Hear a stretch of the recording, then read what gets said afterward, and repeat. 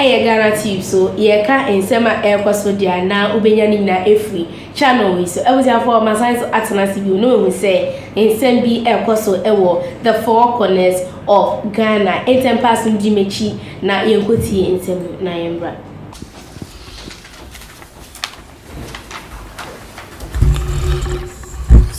Thank you very much. Let me warmly welcome you and first apologize for the late start of this meeting. We had intended it to start at 10:30, but we had a national security briefing and it delayed. It went beyond the time we had allotted. So I know I should thank you for giving me.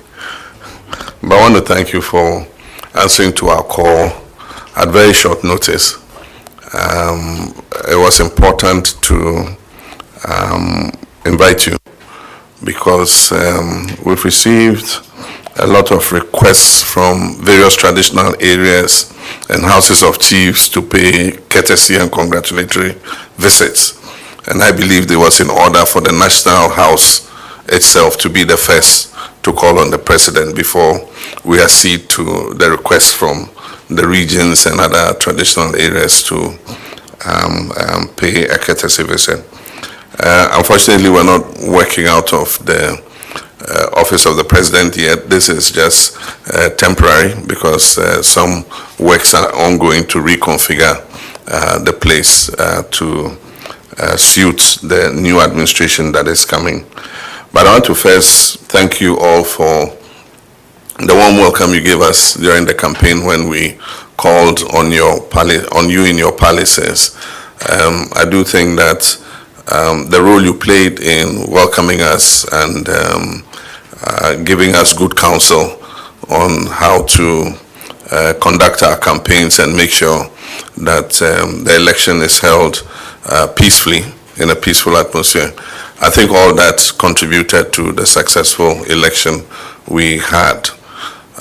We must thank all of you and thank the Almighty God for once again seeing Ghana through a successful election. And I think that the way the whole world celebrated Ghana for the peaceful transition has added one more accolade in our caps as the beacon of democracy in Africa.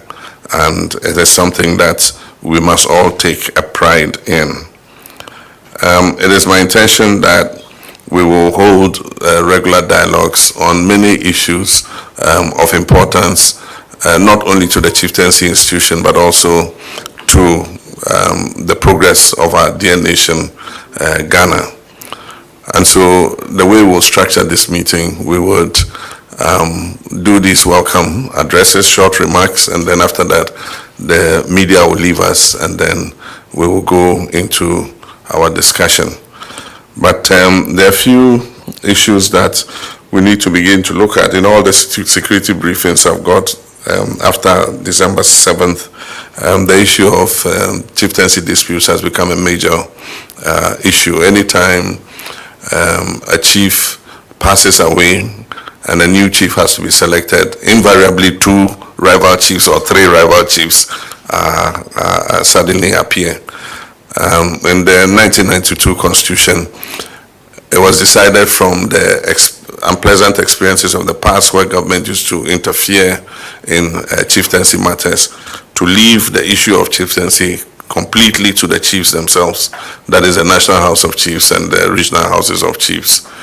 But then I do think that there are issues that come up, especially with the selection of new chiefs that creates security crisis. And so when law and order breaks down, government is called in to protect the peace. And so I think that we must work with you to see how we can prevent this from happening. I remember that at a point it was decided that there should be a codification of the lines of succession. I don't know how far that project has gone, but it looks like the issue of disputes is becoming even worse by the day than it was before this codification took place. And so that's an issue that I think we should look at. As I said, we intend to hold a constitutional review validation conference And at that conference, the intention is to put the work of the Fiajo Committee, which was the initial work that was commissioned by President Atta Mills, and then also the work that was done by the Chamber and Sabonsu Committee under the commission of President Nana Akufo-Addo, and put all those on the table so that we see what is still relevant in terms of amending our constitution and what is no longer relevant. As you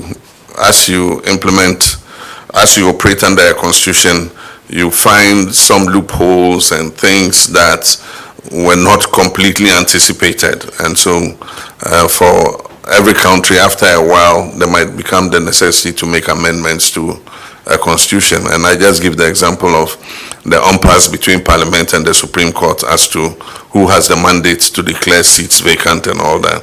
And so if we're looking at the constitution again, that's one of the areas we should look and tighten so that makes it clear who has the constitutional mandate to do what.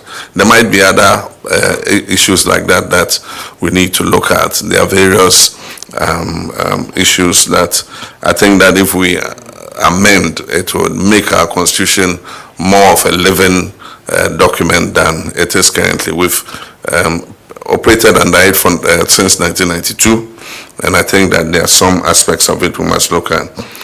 I know when I came through your palaces, many of you raised the issue of the Supreme Court ruling barring chiefs from summoning their subjects to their palaces. And so when the opportunity comes to look at the constitution again, I'm sure that you have a position that you can present to be able to look at that aspect of it in order that we are able to make clear what the lines of authority are in respect of our traditional rulers. In our campaign, one of the issues I raised was to see how we can increase the involvement of chiefs in the governance architecture that we have. There are some things that we need your influence to support government to be able to achieve. Protection of the environment is one of them. The traditional areas belong to you, but it's government agencies like the EPA and all those agencies that are supposed to have the legal mandate to protect the environment. But, I mean, the EPA is sitting here in Accra. How many offices do they have in your traditional areas? So if somebody goes into a forest reserve and starts cutting trees down, the chief has absolutely no power to stop the person. And most of the time, the person will come with a license from Accra and say, oh, they gave me a license, this is my concession, I've come to cut timber.